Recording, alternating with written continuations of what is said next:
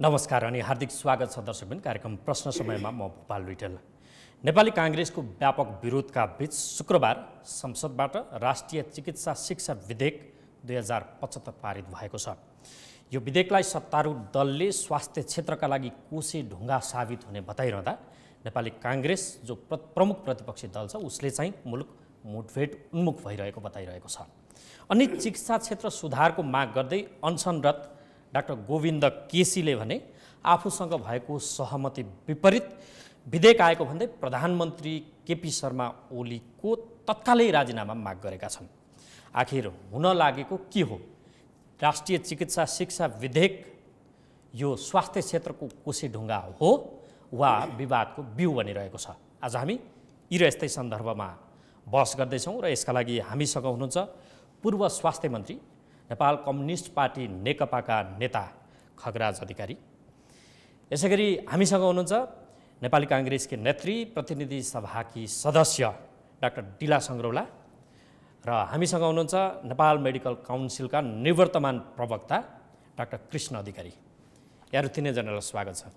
सुरुवात म पूर्व मन्त्री माननीय खगराज अधिकारीज्यू तपाईँबाट गरौँ। प्रतिपक्षको भनाइ सापटी लिएर भन्ने हो भने आखिर तपाईँहरूले 2/3 दम्ब देखाइकन छाड्नुभयो शुक्रबार, सत्य हो? बिल्कुल असत्य। किन?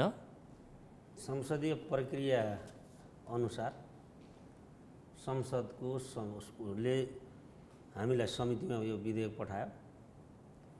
विधेयक पठाइसकेपछि दफावार छलफल स्टेक होल्डर सारासँग छलफल गरेर 25औं बैठकसम्म बसेर इन्फर्मल फर्मल सबैसँग बसेर उपसमितिले प्रतिवेदन तयार गरेर समितिमा दियो। समितिले टेबल गर्यो। समितिलाई टेबल गर्न पनि एक दिन ढिलो गरिदिनुहोस् भनेर प्रमुख प्रतिपक्षी दलका प्रमुख सचेतक र सचेतकले भन्नुभयो। के रहेछ कुरो भनेको तयारी भएर एजेन्डा नम्बर 1 मा भएको उहाँ गोविन्द केसी त्यसको 1.5 घण्टापछि अनसन बस्नुभयो। भनेपछि सुनियोजित ढङ्गले त्यसै गर्ने हो भने त संसदले निर्णय गर्न सक्दैन। नत्र हामीले किन त्यो त्यसो गर्नु छ र हामीले त नियमित प्रक्रिया अनुसार गरेको थियो। भनेपछि यो दम्ब होइन? दम्ब कहिले हुँदैन। यो दम्ब हामीलाई दम्ब भन्ने कुरा हामी त शिर निहुराएर भन्छौँ। दम्ब हामीले के सरकारै नचलाउने? सरकार चलाउने बित्तिकै दम्ब हुन्छ र? त्यसैले दम्ब छैन हामीसँग। आखिर त्यहाँ छ के त्यो विधेयकमा ताकि काङ्ग्रेसको विरोध, डाक्टर गोविन्द केसीको विरोध हुँदा चिकित्सकहरूको अल्टिमेटम यो भएको के हो? त्यहाँ छ के त्यस्तो चिज जसले सबलाई एकातिर सत्तारूढ दललाई एकातिर बनायो? अब यो त्यहाँ भएको अन्तर्वस्तु अलिकति बताउनुहोस् न। त्यो भित्रको विषय के छ र यो विवाद भनौँ? विधेयकमा के छ भने अब 10 वर्षसम्म उपत्यकाभित्र कुनै पनि मेडिकल कलेज अब सञ्चालन हुँदैन। उपत्यका बाहिर हामीले विधेयकमा 2 नम्बर प्रदेश र सुदूरपश्चिम प्रदेशमा अहिलेसम्म सरकारी स्वास्थ्य संस्थाहरू मेडिकल कलेजहरू केही नभएको हुनाले तिनमा 5 वर्षभित्र सरकारले नै आफैले मेडिकल कलेज वा स्वास्थ्य विज्ञान प्रतिष्ठान सरकारले खोल्नुपर्छ भन्ने त्यहाँ राखेका छौँ। अब छात्रवृत्तिका विद्यार्थीहरू अहिलेसम्म कतिपय ठाउँमा तिनीहरू यो सेवा दिन जाँदैन्थे। अहिले दुर्गममा 1 वर्ष, सुगममा 1 वर्ष अनिवार्य सेवा दिने व्यवस्था गरेका छौँ र छात्रवृत्तिको पर्सेन्ट हामीले 75 पुर्याएका छौँ र नियमित शुल्क एकैचोटि धेरै लिने थियो भने किस्ताबन्दीमा 1/3 पहिलो पटक दिने र 3 किस्ता गरेर MBBS को दिने गरेका छौँ र कमन इन्ट्रेन्सको व्यवस्था गरेका छौँ। यसले गर्दा अनि शहीद परिवार, बेपत्ता र गरिब निमुखाहरूले जो क्वालिटी मेन्टेन गर्छन् उनीहरूले विशेष कोटाको व्यवस्था त्यहाँ गरिएको छ र गैर नाफामूलक अब मेडिकल एजुकेसन गैर नाफामूलक हुने कुराको त्यहाँ प्रोभिजन गरिएको छ र उच्च शिक्षा आयोगले एफिलिएसनमा मात्रै होइन डिएफिलिएसन पनि गर्न सक्छ। जसको गुणस्तरीयता छैन, खडे बाबा खडा गरेर चाहिँ नि चलाइएको छ, विद्यार्थीमाथि शोषण गरिएको छ, फ्याकल्टी पुरा छैन। अब ती डिएफिलिएटेड हुने पनि यसले गर्न सक्ने कुरा समेत यहाँ प्रबन्ध गरिएको हुनाले नेपालमा रहेको चिकित्सा शिक्षाको उपलब्धिलाई धन्यवाद दिँदै विकृति र विसङ्गति जे देखिएका छन् तिनको अब अन्त्य गर्ने कामको सुरुवात भएको छ र अब साँच्चै भन्नुहुन्छ भने गरिब निमुखा र मेहनतकश जनताका छोराछोरीहरूले 10 वर्ष हुँदा नहुँदै, किनभने स्कलरसिप र छात्रवृत्ति बढाइँदै गइन्छ। 10 वर्षपछि सबै मेडिकल एजुकेसन यो के भने गैर नाफामूलक र सेवामूलक हुन्छ। त्यस कारणले अब सबैको पहुँच पुर्याउने गरी यो शिक्षा विधेयक ल्याइएको छ। र यो विधेयक 2068 सालको प्रेमबहादुर कुँवरको समिति, अनि त्यसपछि जयराम गिरीको समिति, शिवकुमार राईको समिति, केदारभक्त माथिमा कार्यदल र गौरीबहादुर कार्कीको जाँचबुझ आयोग, हरिबाबु भट्टराईको जाँचबुझ आयोग, 2टा जाँचबुझ आयोग, 4वटा समिति र उपसमिति कार्यदलहरूको अहिलेसम्मको अध्ययनको आधारमा र 69 सालदेखि 68 मै प्रेमबहादुर कुँवरको समिति बन्यो। त्यो 69-70 सालदेखि गोविन्द केसी समेत अनसन बस्नुभयो र विभिन्न अभियन्ताहरू, स्टक होल्डरहरू र सबैको राजनीतिक दलहरूको घोषणापत्र सबैको आधारमा शिक्षालाई व्यवस्थित गर्ने गरी नयाँमा एउटा कोसेढुङ्गाको रूपमा यो कोसेढुङ्गा नै हो। हस्, म तपाईँसँग के बेरमा आउँछु। माननीय डाक्टर डिला सङ्ग्रोला, उहाँको तर्क सुन्ने र त्यो विधेयकमा भएका अन्तर्वस्तुलाई के लाउने हो भने यो 2/3 दम्ब होइन रहेछ, प्रतिपक्षी दलको डाहा हो, ताकि तपाईँहरू कोकोलो मचाउनु भएको छ। यो प्रतिपक्षको डाहा होइन, यो सत्ता पक्षले चाहिँ 2/3 दम्बको प्रदर्शन माघ 11 गते सदनमा जुन प्रदर्शन गर्यो, प्रतिपक्षको अवरोधको बावजुद पनि जबरजस्त यो विधेयकलाई पारित गर्यो। यो सरकार चाहिँ प्रतिपक्षलाई खुल्ला रूपमा चाहिँ एउटा सङ्घर्ष र द्वन्द्वको आमन्त्रण गरेको घटनाको रूपमा हामीले लिएका छौँ। यो द्वन्द्वको घटना नेपाली काङ्ग्रेसले निम्ताएको होइन। जुन बेला शेरबहादुर देउपा यो मुलुकको प्रधानमन्त्री हुनुहुन्थ्यो, राष्ट्रिय चिकित्सा शिक्षा सम्बन्धी अध्यादेश आयो, टेबुलेसन पनि सदनमा भयो र यो सरकार जुन 2/3 दम्ब देखाएर सरकारमा पुगे पछाडि फेरि राष्ट्रिय चिकित्सा शिक्षा विधेयकलाई प्रतिस्थापन विधेयकको रूपमा ल्याएपछि त्यही बेला डाक्टर गोविन्द केसी अनसनबाट, जुम्लाबाट अनसनको सुरुवात गरे। नेपाली काङ्ग्रेसले पनि आफ्नो सरकारको पालामा भएको राष्ट्रिय चिकित्सा शिक्षा अध्यादेश अनुरूप आउनुपर्छ भन्यो। सदन पनि अवरुद्ध भयो, सडक पनि सङ्घर्ष सुरु भयो र यही सरकारले बाध्य भएर फेरि डाक्टर गोविन्द केसीसँग 15औं अनसन तोडेर सम्झौता गर्यो। आज त्यो सम्झौता विपरीत फेरि 2/3 दम्बको प्रदर्शन गर्दै आज यो सरकारले राष्ट्रिय चिकित्सा विधेयक पारित गरेको छ, जुन चाहिँ जनताको भावना, नेपाली जनता भन्दा बित्तिकै काठमाडौँ भ्याली मात्र होइन, दूरदराजका जनताहरूको पनि स्वास्थ्यमा पहुँच हुनुपर्छ, शिक्षामा पहुँच हुनुपर्छ, गरिब असहायले पनि डाक्टर बन्न पाउनुपर्छ भन्ने मुद्दा डाक्टर गोविन्द केसीले उठा मात्र होइन, नेपाली काङ्ग्रेसले ल्याएको अध्यादेशमा पनि थियो। तर त्यो आज सबै तोडमोड गर्यो। आज जुन सम्झौता भएको थियो 15औं अनसनमा, त्यो सम्झौता भएका कुराहरू शिक्षा मन्त्रीले सदनमा ल्याएर सदनमा इन्डोर्स भएर सदनको सम्पत्ति भइसकेका कुरालाई किन आज कार्यान्वयन गरेन, यो प्रश्न नेपाली जनताले सोधेका छन्। त्यसै कारणले गर्दा चाहिँ मूलभूत मुद्दामा नगर्नुपर्ने काम त विधेयकमा नआउनु पर्ने कुरा के आयो? मेरो प्रश्न त्यो के तपाईँलाई अन्तर्वस्तुमा नआउनु पर्ने कुरा के आयो? उहाँले भनेका कुरा 100% सबै सत्य हुन् भने त्यहाँ नआउनु पर्ने कुरा के आयो? नआउनु पर्ने पहिलो कुरा के थियो भने डाक्टर गोविन्द केसी र नेपाली काङ्ग्रेसले अध्यादेश मार्फत ल्याएको जुन राष्ट्रिय चिकित्सा शिक्षा विधेयक थियो, त्यो विधेयकमा चाहिँ 10 वर्षभित्र चाहिँ काठमाडौँ भ्यालीमा मेडिकल कलेज खोल्न नपाइने, त्यो त अहिले पनि छ। र के थियो भने एउटा विश्वविद्यालयलाई 5वटा भन्दा बेसी सम्बन्धन नदिने भन्ने कुरा थियो। तर अहिले जुन विधेयक आयो नि, अहिले विधेयकमा के छ भने आशय पत्र लिएका र चाहिँ पूर्वाधार पुगेकालाई चाहिँ काठमाडौँ भ्यालीदेखि बाहिर पनि सम्बन्धन दिने, 5 भन्दा बेसी सम्बन्धन दिने भन्ने चाहिँ अहिलेको विधेयकमा आएको छ। भनेको मतलब अब उपत्यका बाहिर चाहिँ जतिवटा मेडिकल कलेज पनि खुल्न सक्ने भयो, त्यो बाटो खुला भयो। व्यापारीकरणमा चाहिँ यो सरकारले ल्याएको विधेयक आएको छ। ओहो, व्यापारीकरण तपाईले शब्द ल्याउनु भयो। अब तपाईलाई सम्झौँ, यो राष्ट्रिय चिकित्सा शिक्षा विधेयकमा तपाईहरुको जे विमति आए पनि स्वास्थ्यलाई, शिक्षालाई व्यापारीकरण बनाउने काङ्ग्रेस नै हो। त्यो त पक्का हो नि। उदारीकरणका नाममा 48 पछाडि 51 भएर पहिलो मेडिकल कलेजको अनुमति दिएको छ। त्यो सुरुवात गर्ने जग हाल्ने त काङ्ग्रेस, अनि आज व्यापारीकरण गर्यो शिक्षालाई, स्वास्थ्यलाई भनेर अब्जस यति बेला आएको यो यसलाई गिजल्न मिल्छ काङ्ग्रेसले भने यो काङ्ग्रेसले आज जति पनि मेडिकल कलेज खुलेका छन्, जति पनि स्वास्थ्य क्षेत्र चिकित्सा क्षेत्रको सुधार भएको छ, यो सबै पूर्वाधार चाहिँ नेपाली काङ्ग्रेसको पालामा भएको। त्यसै कारणले आज नेपाल भन्दा बित्तिकै चाहिँ काठमाडौँ भ्याली मात्रै होइन नि त। नेपाल भनेको हिमाल पनि छ, पहाड पनि छ, दूर दराज छ। त्यहाँको जनताको चाहिँ शिक्षा र स्वास्थ्यमा पहुँच हुने कि नहुने, त्यहाँका जनता डाक्टर बन्न पाउने कि नपाउने, त्यो सरकारले सम्झौता गर्यो र चाहिँ फेरि आज त्यो सम्झौतालाई तोडेर चाहिँ 2/3 शक्तिशाली सरकारले आफ्नो दममा देखाएर चाहिँ विधेयक पारित गर्यो। त्यसमा चाहिँ हाम्रो विमत। खै ठिक छ, तपाईँसँग फेरि म केही बेरमा आउँछु। तपाईँका प्रश्नलाई थप प्रतिप्रश्नको रूपमा म यता उठान गर्छु। त्योभन्दा अगाडि म नेपाल मेडिकल काउन्सिलका निवर्तमान प्रवक्ता कृष्ण अधिकारी, उहाँले भनेको कुरालाई यदि आधार मान्ने भने साँच्चै डाक्टर गोविन्द केसीमा पुरा भएको छैन यो विधेयकले? गराएको छ कि छैन? गरेको छ भन्नुपर्छ। कसरी?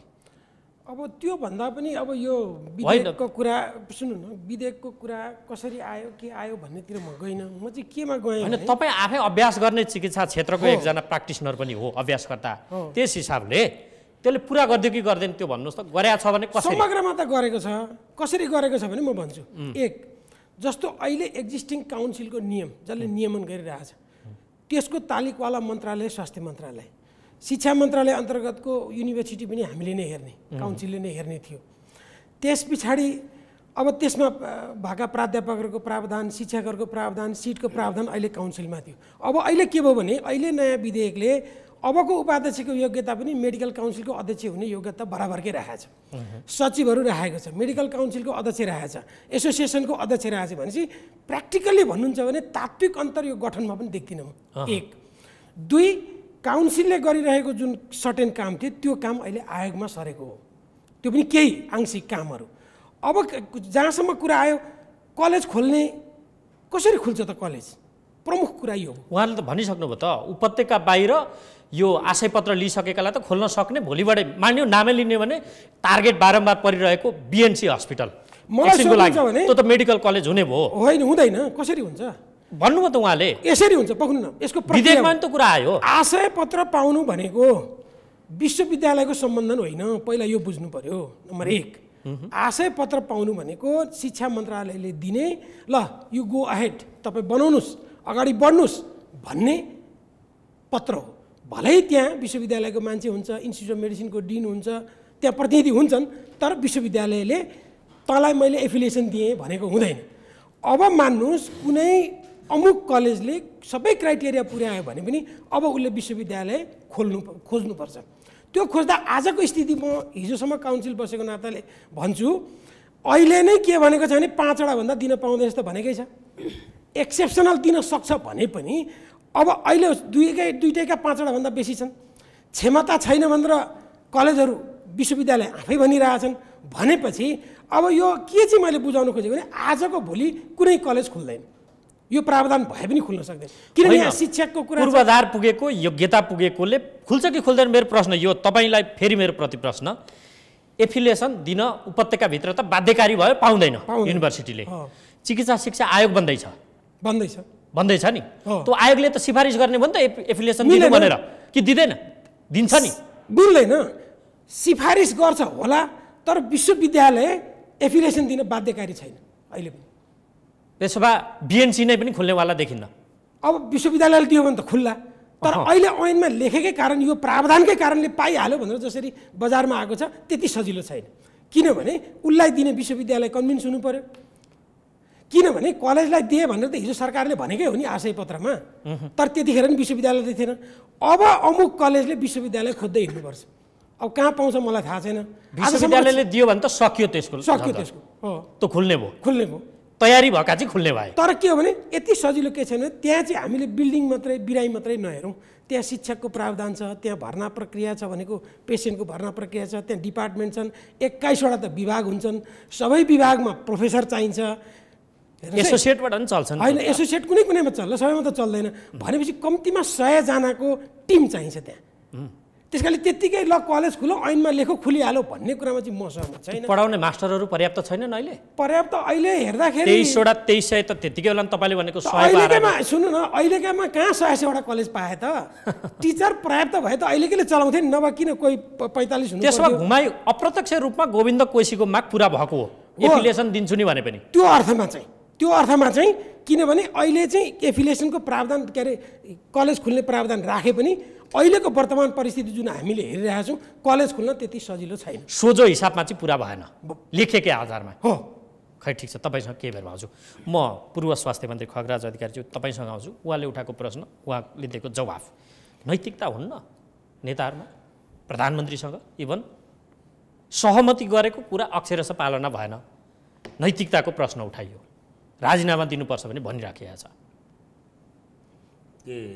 डाक्टर केसीबाट उहाँहरूले भन्नुभयो अब उहाँहरूसँगको नैतिक मूल्य मान्यता उहाँहरूले कानुन बनाए हुन्थ्यो नि। अध्यादेश ल्याएर सरकार मुखमुखा गइसकेपछि चुनावको मुखमा ल्याएको अध्यादेशले दायित्व पुरा गरेको, नैतिकता पुरा गरेको हुन्छ। 1 2 15औं अनसनसम्म अहिलेसम्म कसैले कानुन ल्यायो? कानुन नल्याउने। अनि यो शेरबहादुरजी अस्ति प्रधानमन्त्री हुँदा मात्रै उहाँ बसेका त होइन होला, सुशीलजी हुँदा पनि बसेको, अर्को शेरबहादुरजी अघिल्लो पटक हुँदा पनि बसेको। अनि कानुन चाहिँ आफू नल्याउने, अहिले कानुन ल्याउँदाखेरि यी कुरा भन्नु गरेन भने नैतिकताको कुरा उठाउँदा अलिकति नैतिक बानहरूले मात्रै नैतिकताको कुरा उठाउनु मिल्छ।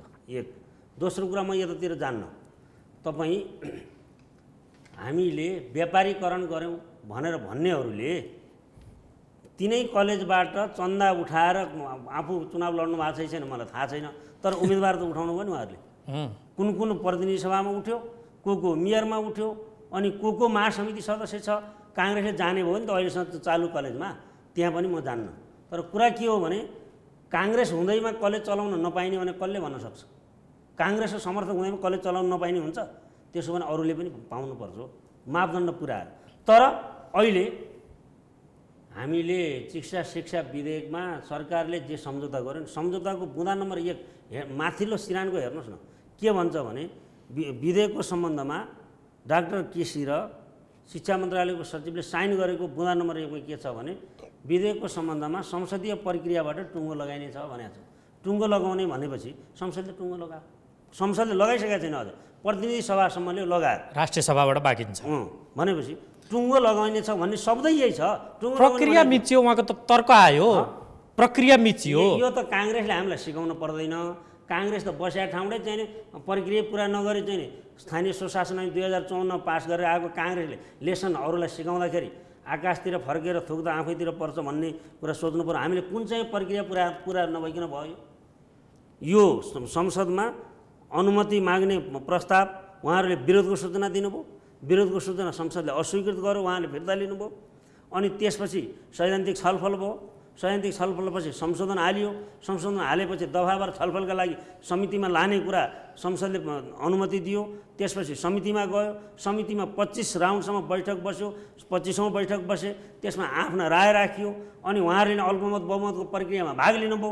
अनि त्यो बहुमतले पास गरेर संसदमा लग्यो, संसदले टेबल गर्यो, अनि मन्त्रीले छलफल गरियोस् भन्दा उहाँले नारा लगाउनु भयो। हामीले पनि छलफल गर्नु परेन, हामीले त लिएरै गएका थियौँ। अनि त्यसपछि अनि निर्णयार्थ पेस गर्नुभयो, दफामा प्रस्तावनामा अङ्ग बनोस् भनियो, अङ्ग बन्यो। अनि यही होइन संसदको विधेयक पास गर्ने प्रस्ताव। मर्यादा पारको घेराभित्र मर्यादा पालो जहिले नै हुन्छ, सङ्ख्या तलमाथि भयो होला। घेरा यसरी साङ्लो जस्तो बनिनु पर्ने अवस्था आयो माननज्यू। यस्तो होइन, यो मान्छेलाई रिस उठ्या बेला चाहिँ नि अब अर्को थोक भन्ने यो त प्रक्रिया जहिले पनि छ। यो मर्यादा पालो कहिले 5 जना होला, कहिले 15 जना होला, कहिले 100 होला, कहिले 200 होला।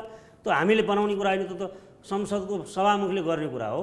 अनि अप्रत्यक्ष रूपमा सिधा तवरले कान नसमाए पनि घुमाएर कान समाउने वातावरण त बनाउनु भएछ विधेयकमा।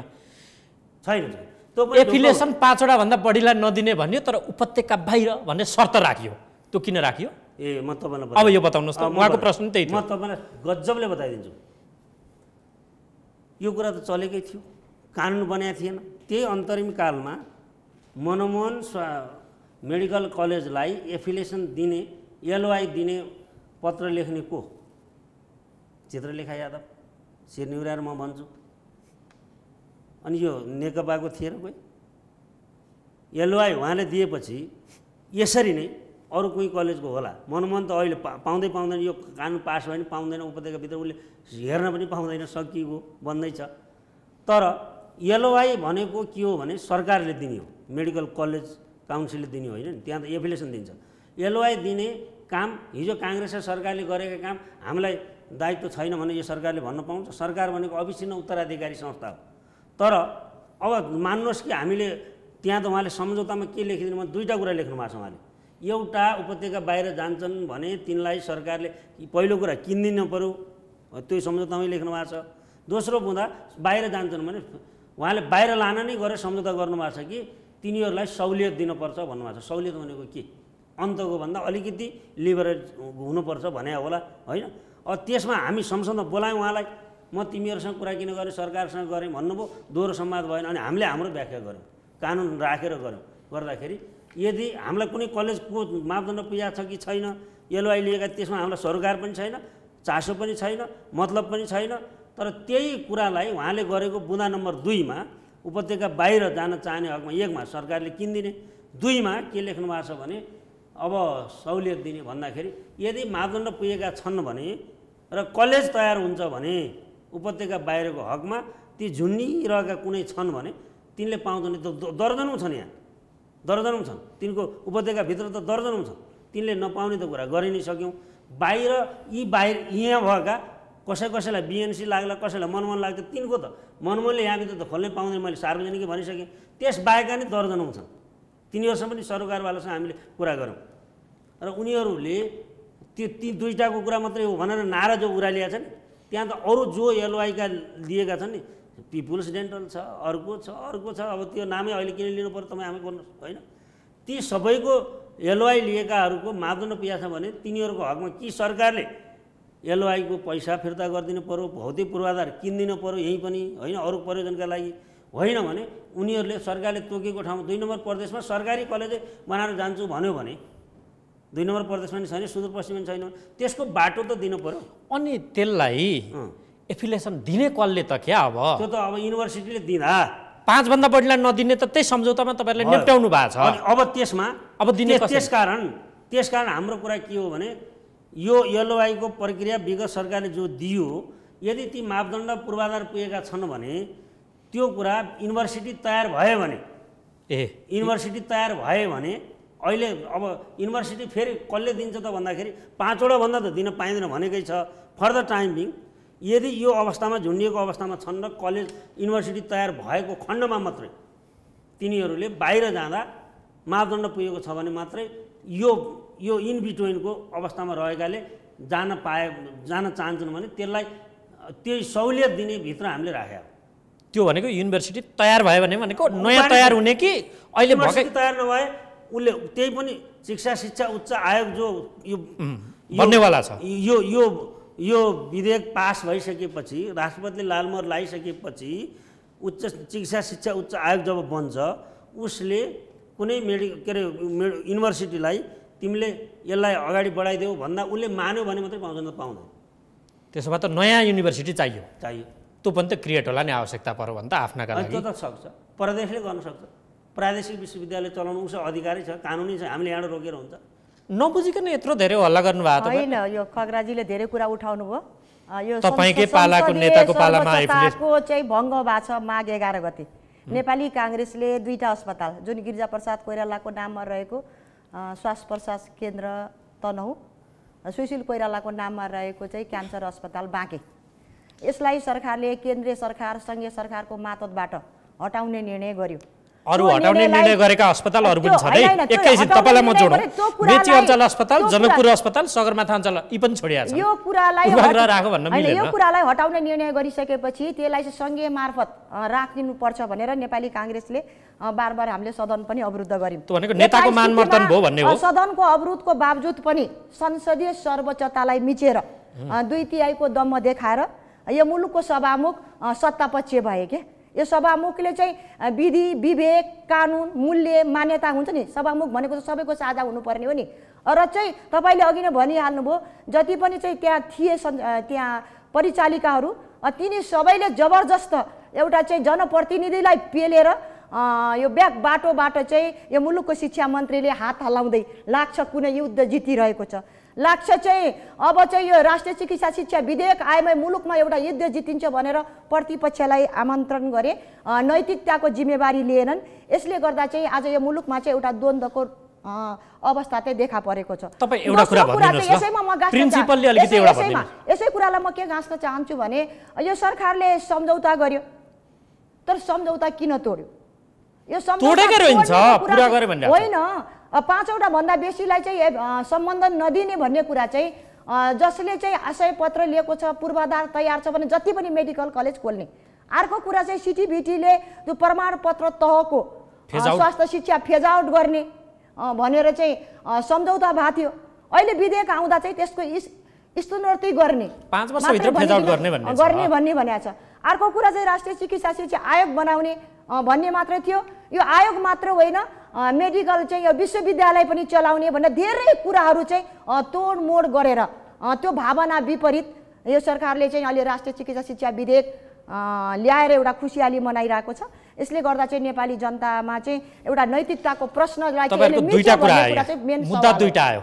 एउटा आफ्नो नाम रहेका नेताहरूको नामको हस्पिटललाई नामेट बनाउने प्रयत्न भयो अथवा मानवर्धन स्टाटसमा त्यसलाई मानवर्धन गर्ने काम भयो भन्ने एउटा तर्क। अर्को संसदीय प्रक्रिया मिथाइयो भन्नुभयो। संसदीय प्रक्रियाको प्रिन्सिपली तपाईँहरू त संसदीय हिमायती पार्टी हो नि त, संसदको त हिमायती हामीले सिकाएकोहरूलाई भन्नुहुन्छ प्रक्रिया रोक्न मिल्छ। कोही मानिलिउँ अनसन बसाएछ, विपक्षीले सदन अवरोध गर विवाद गरौँ भने प्रक्रिया नै रोकिन्छ संसदको कि बहुमत र अल्पमतको खेल स्वीकार्ने भनेर प्रजातन्त्र स्वीकार रहा होला नि त, कि त्यो रोक्न मिल्छ त? ल मानौँ काङ्ग्रेस त्यहाँ थियो, के गर्थ्यो? यो रोक्न मिल्छ? रोक्ने कुरा भन्दा पनि विपक्षीले एउटा माग राखेको थियो। यो विगतको संसदीय अभ्यासलाई हेर्नुहोस्, त्यो त विगतको मैले सम्झाइदिनु भयो। 54 मा बसेकै ढामबाट एमाले प्रतिपक्षमा थियो, नेपाली काङ्ग्रेस सरकारमा थियो, कति पटक संसद अवरुद्ध गर्यो, कति पटक चाहिँ यो संसदका कुर्सीहरू तोडफोड भए। त्यो अवस्थामा त हामी गएको थिएनौँ नि त। एउटा मुद्दा उठाएको थियौँ, प्रधानमन्त्री फर्किँदै हुनुहुन्छ, त्यो हाम्रो दुईटा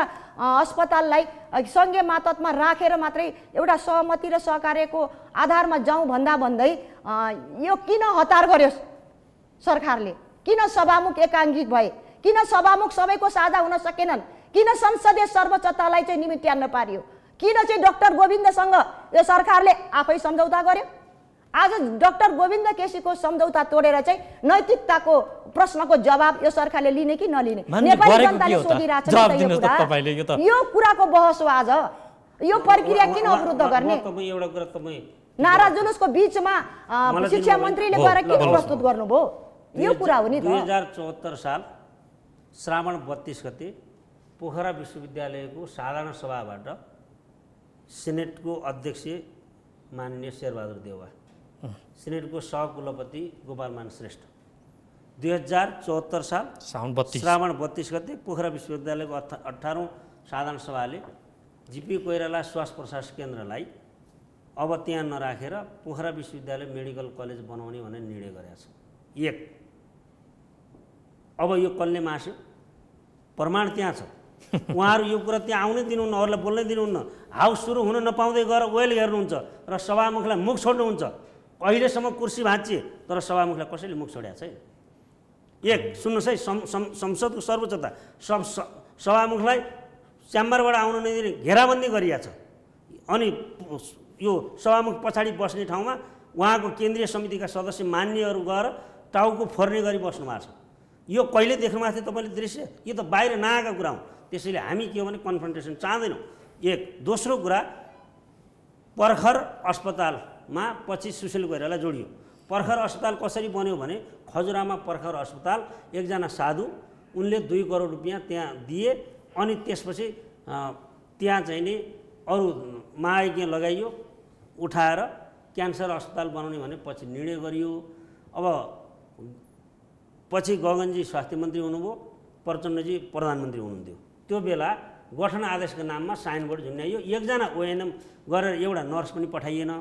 जीपी कोइराला पनि त्यही हो। सेतीगङ्गा सामुदायिक अस्पताललाई बरु मै मन्त्री हुँदा त्यो त अलपत्र पर्यो, जीपी कोइरालाको नाममा अलपत्रै पर्यो, त्यत्रो जग्गा छ। त्यो सामुदायिक अस्पताल आउन मान्छ भने एउटा नाम त्यहाँ भयो नि गरौँ न। 3 ठाउँमा अस्पतालका के अरे जीपी कोइराला श्वास प्रश्वास केन्द्रका समितिका बैठक छन्, सिंहदर अफिस छन्, सिंहदरमा सेतीगङ्गामा त्यही अस्पतालमा। अनि त्यत्रो बाल तिरेर कुनै कार्यकर्ता भर्ती केन्द्र किन बनाउने? अस्पताल त्यसले जीपी कोइरालालाई सम्मान गरेको हुन्छ र? सुशील कोइराला पर्खर एउटा साधुको नाममा सुशील कोइराला त्यहाँ किन झुन्ड्याइदिने? सुशील कोइरालाको पर्खर हटाएर सुशील कोइरालाई क्यान्सर अस्पताल बनाऊ भन्ने हो कि? अब त्यही प्रधानमन्त्री यी सबै कुरालाई बारम्बार सोधेर के गर्ने त? प्रतिपक्षको नाम उसले सेन्सिटिभै हुन्छ। त्यसैले अहिले ट्याक्क 11वटा आए जस्तो यो होइन। केन्द्रीय कान्ति बाल अस्पताल, वीर हस्पिटल, सिभिल हस्पिटल भनेर केन्द्रीय हस्पिटल भने जस्तो होइन यो। त्यस कारण यसलाई अहिले विधेयक गर्नुहोस्, छलफल गर्छु भने 9वटाको निर्णय भयो, 2टाको हटाएको भनेर उहाँले नाराबाजी गरेको, यो वितण्डा गरेको मात्रै हो, हटाएको होइन कि क्याबिनेटले प्रधानमन्त्री बोलिसक्नुभयो। अब त्यस यथास्थितिमा राख्नु हुँदैन, अस्पतालै बनाउनु पर्यो। एकजना नर्स छैन त्यहाँ, एकजना सिएमए छैन, एउटा मेडिकल अफिसर पठाउनु भएको छैन। उहाँ मन्त्री हुँदा अहिले बवाल गरेर हुन्छ? आफू मन्त्री हुँदा, आफू क्याबिनेटमा हुँदा ओएनएम गरेर अस्पतालका लागि आधारभूत कर्मचारी पठाउनु पर्दैन? पठाएकै छैन। भनेपछि अब अहिलेको सरकारको कमिटमेन्ट के हो भने यसलाई त्यो मापदण्ड पुरा छैन, पुरा गरिदिने, पुरा गर्ने मात्रै होइन। यो अस्पताल अब उहाँहरूले यत्रो माग गरिसकेपछि केन्द्रमै राख्ने एक। दोस्रो कुरा, विधेयकको बारेमा उहाँले कुरा गर्नुभयो। हामीले सिटिबिटीलाई कहाँ राख्ने भनेका छौँ? सिटिबिटीलाई विधेयकमा त हामीले अपग्रेड गर्ने र अपग्रेड गरेर फेज आउट भइहाल्यो त। त्यो त 18 महिने चाहिँ नै सिएमए त नर्स भएपछि फेज आउट भएन। फेज आउटको प्रक्रिया र स्वरूप यसरी लाने पो भने हो, फेज आउट नगर्ने कहाँ भनेको छ? अनि खालि अब विरोधको लागि विरोधै गर्ने भने त औषधि हुँदैन यसको। जस्तै मान्छे निदाएको छ, साँच्चै बिउन सकिन्छ, निदाएको बाहना गरेको त गाह्रो हुन्छ उठाउनु। माननज्यू त्यस्तै हो। यो चाहिँ सरकार चाहिँ निदाएको, सरकार चाहिँ शून्य सहनशीलताको स्थितिमा पुगेको छ क्या। सरकार चाहिँ यो जहिले पनि संसदीय लोकतन्त्रमा चाहिँ सत्ता चाहिँ सरकारको हुन्छ, सदन प्रतिपक्षको हुन्छ। प्रतिपक्षले उठाएका यावत मुद्दाहरू पनि यो सरकारले सुनिरहेको छैन। नेपाली जनताको चाहना र भावना अनुसार राष्ट्रिय चिकित्सा विधेयकको सम्झौता गर्यो, नैतिक जिम्मेवारी पनि यो सरकारले लिइरहेको छैन। संविधानको पिता सुशील कोइराला, गणतन्त्रको नायक गिरिजाप्रसाद कोइराला को नाममा रहेको 2टा अस्पताललाई पनि चाहिँ केन्द्रीय मातहतबाट हटाउने, प्रदेशको मापदण्ड नभएकोले भन्नुभयो। त्यसकारण यो कुराबाट पनि यो सरकारले चाहिँ पछि हटिरहेको छ। यो मात्र होइन, यो सरकार चाहिँ अहिले संवैधानिक परिषदमा जति पनि आयोगहरूको गठन भयो, प्रतिपक्ष दलको नेताको उपस्थिति बिना पनि निर्णय गरिरहेछ भने यो सरकारले एकाङ्की ढङ्गले चाहिँ बुलडोजरै प्रतिपक्षलाई तर काम बिगार्ने तपाईकै नेता मन्त्रीहरू रहेछन्, अवगाल दिने यो चाहिँ एउटा नयाँ द्वन्द्वमा चाहिँ गएको छ, यो बाटोमा गएको छ। यो किन निम्ताइरहेको छ भन्ने कुरा मात्रै हाम्रो। त्यो त तपाईहरुले सिर्जना उहाँ सभामुखलाई घेर्ने टाउको फड्न खोजेको तयारी सभामुख आज 2टा घटना, एउटा चाहिँ पौष 22 गते सम्माननीय प्रधानमन्त्रीज्यूले सार्वजनिक महत्त्वको अभिव्यक्ति सदनमा दिनुभयो। प्रतिनिधि सभाको नियमावली 219 मा प्रतिपक्षले सवाल जवाब गर्न पाउने यो चाहिँ वैधानिक अधिकारै थियो। सवाल जवाब गर्न पाउनुपर्छ भन्दा चाहिँ सभामुख चाहिँ सत्तामुख हुनुभयो। हाम्रो अवरोध बावजुद पनि सवाल जवाब गर्न दिनु भएन। यो कुरा सबै सहमति गरेर फेरि 2टा अस्पताललाई हटाएपछि हामीले त्यो अवरुद्ध गर्दा गर्दै सभामुख फेरि चाहिँ एउटा विवेक साझा व्यक्तित्व हुनुपर्ने हो। त्यो खालको चाहिँ प्रक्रिया संसदीय सर्वोच्चतालाई चाहिँ हनन भएको छ, मूल्य र मान्यताको हनन भएको छ। यो मूल्य र मान्यताको हनन गर्ने अधिकार चाहिँ सदनको प्रमुख व्यक्ति जसलाई हामी नेता भन्छौँ त्यो सभामुखलाई छैन के, सत्ता पक्षको मात्रै हुनु भएको छ र नयाँ द्वन्द्व निम्ता लोकतान्त्रिक अभ्यास प्रजातन्त्रको हिमायती पार्टी अब यो लाठै मुङ्ग्रे बल त्यतातिर लागेछ होइन। हामी लाठे मुङ्ग्रे पनि ल्याएका छैनौँ, सदनका कुर्सी पनि तोडेका छैनौँ, गाली गलौज पनि गरेका छैनौँ। घेराबन्दी त्यसरी बसेका थिए, तिनमा उहाँले भन्नुभयो तथ्य गलत होइन। गभर्नमेन्ट हो, ओपोजिसन हो हामी। ओपोजिसनले चाहिँ जनताको कुरा बोल्न पाउने कि नपाउने, जनताको चाहना अनुसार कुरा राख्ने कि नराख्ने, बिगारेको तपाईको पालाको मन्त्री नेताले रहेछ के, किन कुण्ठित गर्न खोजिरहेछ यो सरकार? त्यहाँ प्रश्न छ के, त्यो सवाल छ। त्यही सवाल जनताको सवाल हामीले उठाएका छौँ। डाक्टर अधिकारी तपाईसँग आए। अब यो तपाई आफै अभ्यासरत क्षेत्र नि मेडिकल स्वास्थ्यको यो शिक्षाको क्षेत्र, यो यस्तै कल्पना गरे हो, यस्तै हुनुपर्छ भन्ने हो? जे विवाद हामी यो मिडियामा आएर गर्छौँ नि आज, यो यस्तै हो कल्पना? पहिला कुरा त हामी के हाम्रो बानी रहेछ भने हामी हाम्रो अनुकूल व्याख्या गर्ने बहुत राम्रो बानी छ हाम्रो। हेर्नुहोस्, आफ्नो अनुकूल व्याख्या गर्ने। जस्तो अहिले चिकित्सा शिक्षा विधेयकको नामबाट सुरु गरौँ, त्यो खास डाक्टर सेन्ट्रिक विधेयक हो खास।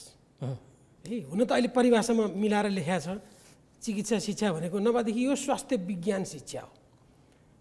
यसमा डाक्टर मात्रै पर्दैन, यसमा नर्सेस छ, प्यारामेडिक्स छ, रेडियोग्राफर छ, फार्मेसी छ, यावत विषयहरू छ र सुपर स्पेसिलिटीदेखि ग्रासकासम्म छ, तल्लो तहसम्म, मासिकासम्म छ, भनौँ न स्वयंसेविकासम्म छ।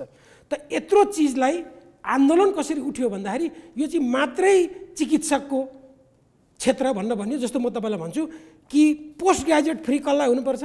डाक्टरलाई मात्रै हुनुपर्छ, नर्सलाई हुनु पर्दैन। आन्दोलनको उठान हेर्नुहोस् है। अब तपाईँ अब पछि यो परिष्कृत हुँदै जाँदा यो होइन, स्वास्थ्य भनेको यो एउटा समग्र चिज हो, यो टिमवर्क हो। डाक्टर त्यसको लिडर हो, यो मानियो, तर डाक्टरले मात्रै स्वास्थ्य सेवा दिन सक्दैन, नम्बर 1। नम्बर 2, यो विधेयकबाट अहिले आइरहेको कुरामा हामीलाई लागेको, हाम्रो व्यवहारमा लागु भएको कुरा चाहिँ के छ भने अहिले हामीले लाइसेन्सको जाँच लिन्छौँ। अब विश्वविद्यालयको जाँचको टुङ्गो छैन, हेर्नुहोस्, कहिले सुरु हुन्छ पनि थाहा छैन, कहिले अन्त्य हुन्छ पनि थाहा छैन, अनि त्यस पछाडि को बाहिर जान्छ त्यो पनि थाहा छैन। त्यस कारणले यसले एउटा एकरूपता ल्याएको छ र धेरै ठुलो नियन्त्रण हुनेवाला छ एउटा।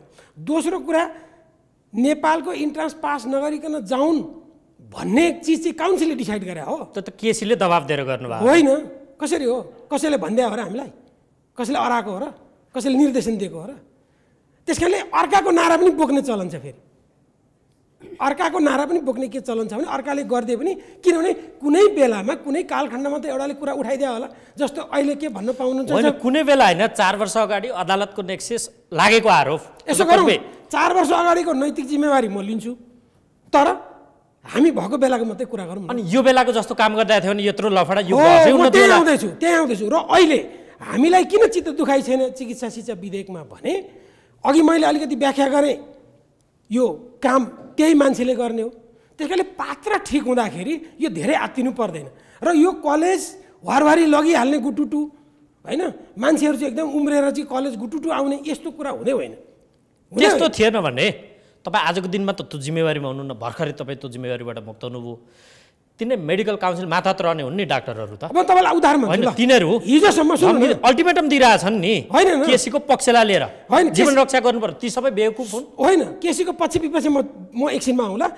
हिजो 150 चलाइरहेको कलेज 90 सिट पाएको छैन हामी आएपछि। कसका कारणले हो भन्ने त फेरि त्यसका पृष्ठभूमि धेरै होला नि। हो, त्यस कारणले कसका कारण होइन, 100 सिट दिएकोमा नि पाएन, 90मा झऱ्यो, त्यो पो भन्दैछु त, कोही 50मा झऱ्यो। त्यस कारणले हिजो 4 वर्ष अगाडिको एउटा स्थिति थियो होला। अब आउनुहोस् जीवन रक्षातिर। अब जीवन रक्षामा के छैन, उहाँ हाम्रो कलिग हो, मान्छे आन्दोलन गर्न पाउँछ, विद्रोह गर्न पाउँछ, यसमा हाम्रो कुनै गुनासो छैन। तर के हो भने धेरै जसो कुरा कसरी टुङ्गिराखेको छ भने मागहरू पुरा हुँदै जाने, सरकार झुक्दै जाने। हिजोको कुरा गरेँ है मैले, त त्यो झुक्दै जाँदाखेरि यहाँसम्म आइपुग्यो हो नि त। म त भन्छु गोविन्द केसीलाई त सरकारले पाले हो नि त। पहिला चाहिँ सम्झौता गर्यो काम नगर्यो, सम्झौता गर्यो काम न, त कमसेकम अहिले काम भएको छ नि। त के काम भएन भन्दाखेरि एउटै मात्रै अहिले चिकित्सासँग सम्बन्धित कुरा एउटा के छ भने यिनले चाहिँ अब अहिले यो विधेयक ल्याएर कलेज चाहिँ हरहारी नै खोल्यो भन्ने त नि त आम जनमतमा त्यस्तो होइन। नम्बर 1, अघि पूर्व मन्त्रीज्यूले नि भन्नुभयो कि विश्वविद्यालयको क्षमता के छ त भन्दाखेरि अहिले नै दिन सक्ने छैन भन्ने त अहिले हामी भनिरहेको छौँ। अब यसको अर्को डाइमेन्सनबाट अर्को आयामबाट हेर्ने हो भने त फेरि यो स्वास्थ्य शिक्षा आम मानिसको पहुँचमा सजिलै नपुग्ने पनि देखियो। फेरि आम मान्छेले 10 वर्षसम्म खोल्नै नपाउने अवस्था त आयो। सुन्नु, आम मान्छेले मलाई भन्नुहुन्छ भने अहिले जुन गरिबका छोराछोरीको कुरा गर्नुहुन्छ नि, 50 लाख रुपियाँ बिना एउटा मान्छे डाक्टर अहिले पनि बन्दैन। कहाँ गरिबको कुरा गर्नुहुन्छ तपाईँ? अब यो विधेयकपछि नयाँ कानुनपछि पनि नयाँ कानुनपछि बन्ने भयो, राम्रो भयो। स्कलरसिपको सिट बढ्यो, खुसी हुनु पर्यो त्यहाँ।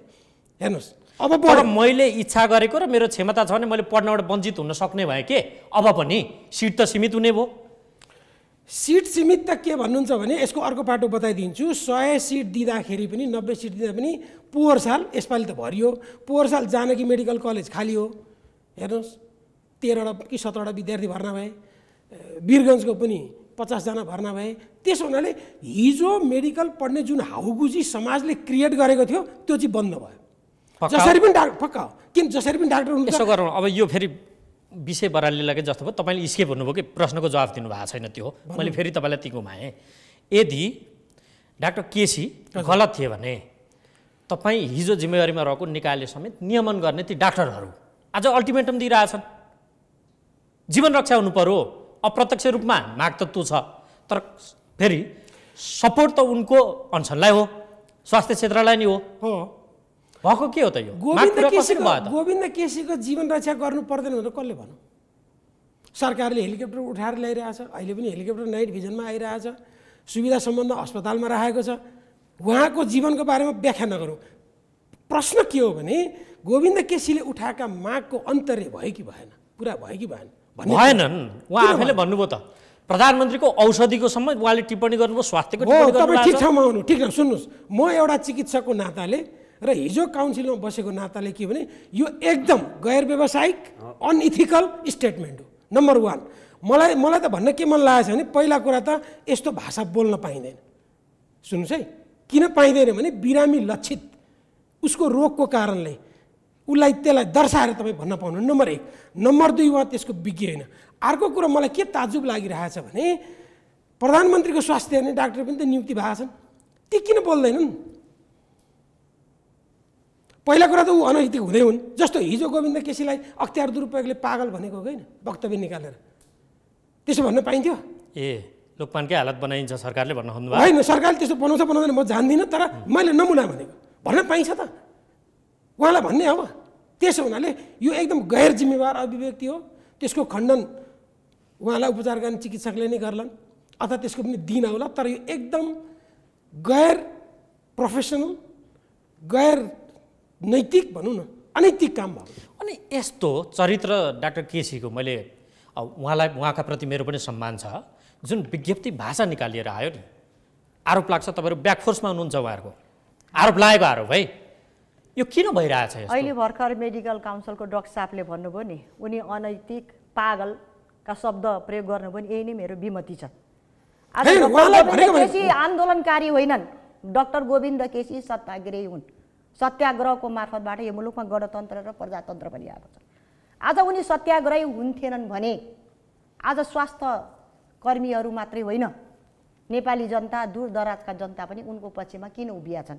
यो प्रश्नको जवाब सरकारले बुझिरहेछ कि छैन? उनले माग, त्यसै कारणले गर्दा चाहिँ गोविन्द केसीको माग उनले गर्दै जाने, सरकारले पुरा गर्दै जाने, सार्वभौम संसदको केही काम छैन भन्ने प्रश्न पनि उहाँहरूले उठाउनुहुन्छ के? यो प्रश्न चाहिँ म उहाँहरूलाई नै सोध्न चाहन्छु, यो सरकारको प्रतिनिधिलाई पनि सोध्न के चाहन्छु भने यो सरकारले जुन बेला नेपाली काङ्ग्रेसले पनि यही कुरा अध्यादेश शेरबहादुर देउपाको सरकारले ल्याएको अध्यादेश जस्ताको तस्तै आउनुपर्छ भन्दै गर्दा डाक्टर गोविन्द केसीले गरेको 15औं अनसनलाई तोडेर बुदागत रूपमा सम्झौता गरेर सडकलाई बन्द गर्यो, नेपाली जनताको चाहना र भावनालाई पुरा गर्छौँ भन्ने सरकार आज नैतिक जिम्मेवारी लिन्छ कि लिन्न? त्यो सम्झौता तोडमोड गर्दै गर्दा। त्यसै कारणले गर्दा चाहिँ आज हरेक क्षेत्र, हरेक ठाउँ, हरेक क्रियाकलापमा चाहिँ यो सरकारले हस्तक्षेप गरिराखेको छ। त्यसैले डाक्टर गोविन्द केसीका मागहरू नेपाली जनताका पक्षमा छन्, गरिब किसानका पक्षमा छन्, दूर दराजका व्यक्ति पनि शिक्षा र स्वास्थ्य क्षेत्रमा पहुँच हुनुपर्छ। त्यो संविधानमै लेखेको कुरा हो नि त। त्यो कुराको आधारमा चाहिँ यो सरकारले चाहिँ डाक्टर गोविन्द केसीले उठाएका कुरामा म जान चाहन्न, तर डाक्टर गोविन्द केसी आज जीवन मरणको सवालमा छन्।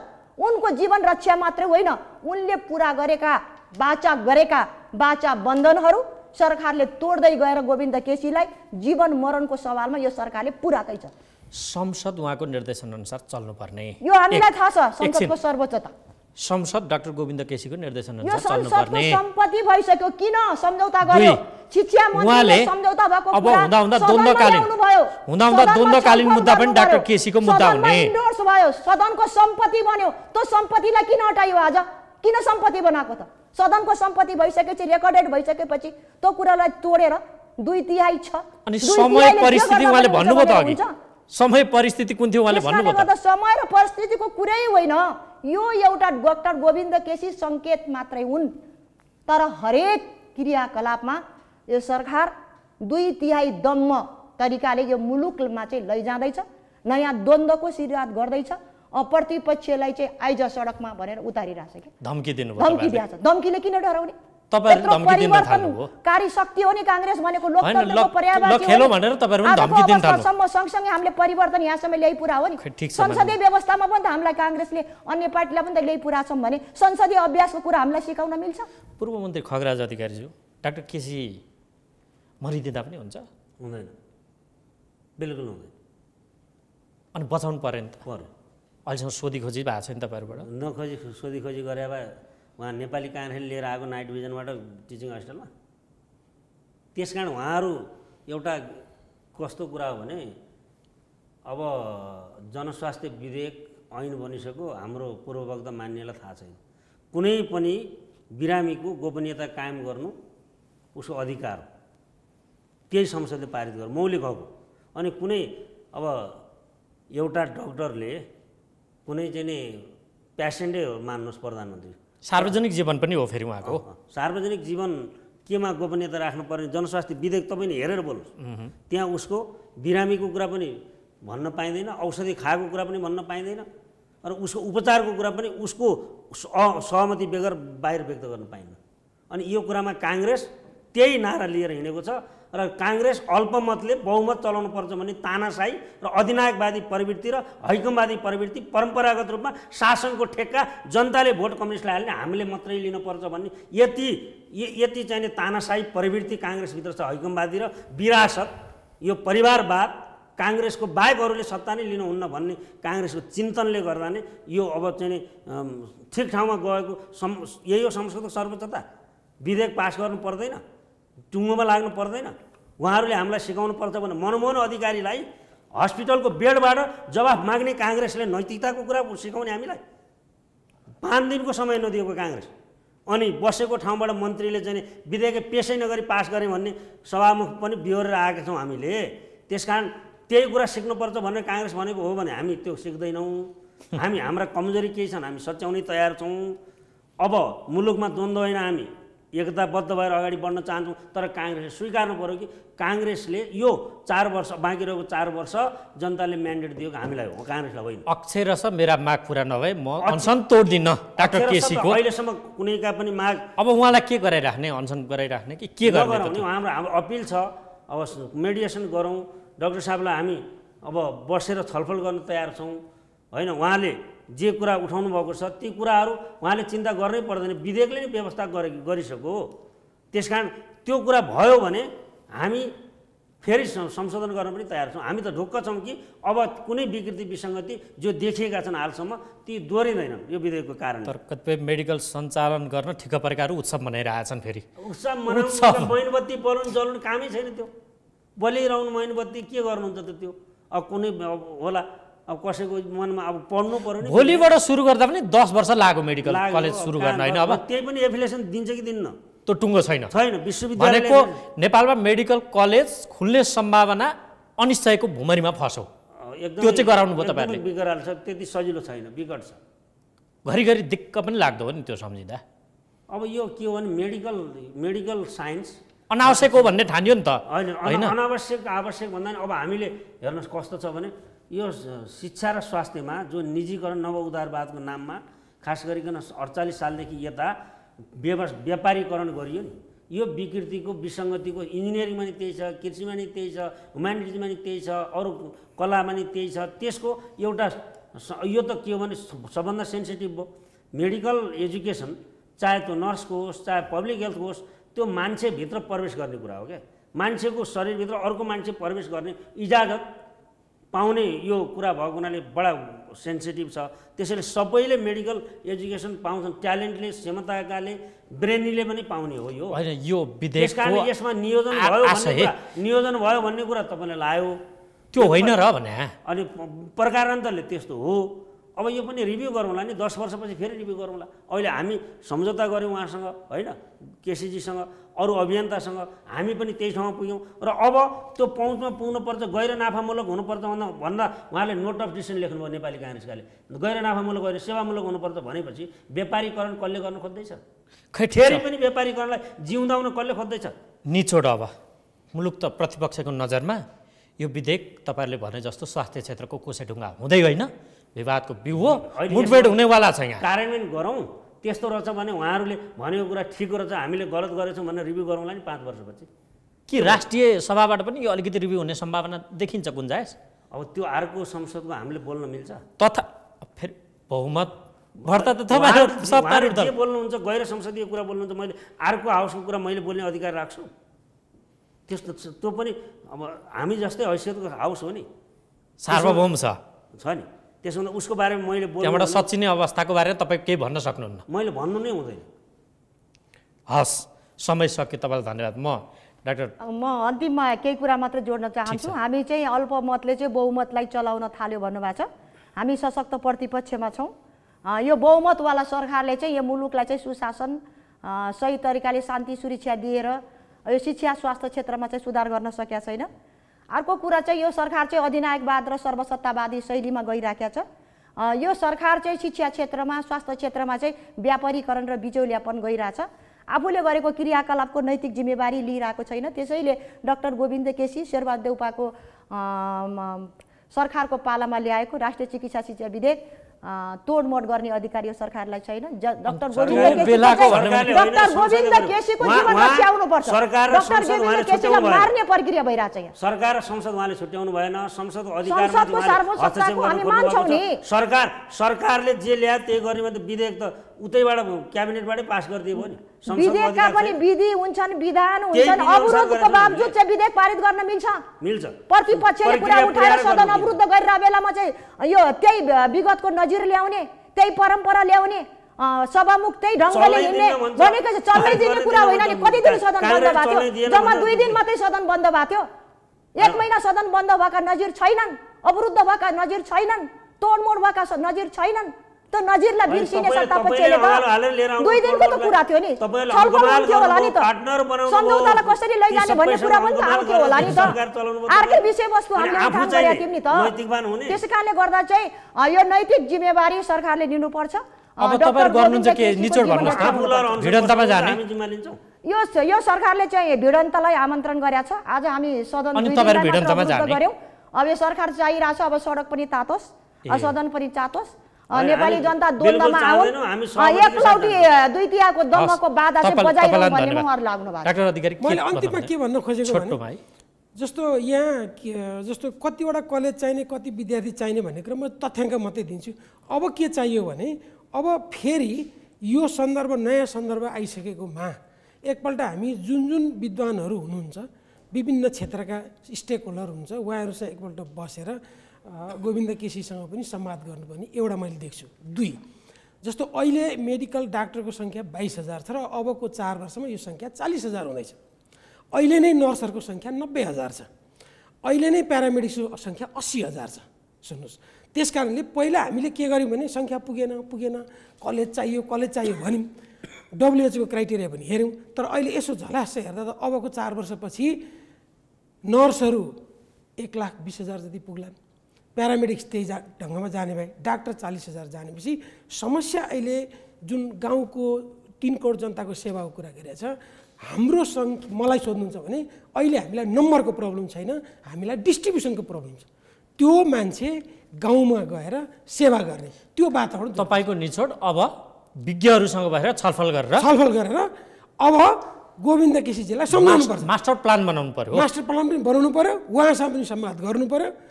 उहाँको ज्यान जोखिममा पर्नु भएन, एउटा अभियन्ता हो, उहाँ बाँच्नुपर्छ भन्ने कुरामा कुनै शङ्का भएन। हस्, समय सक्यो। यहाँहरू तिनैजनालाई धेरै धेरै धन्यवाद।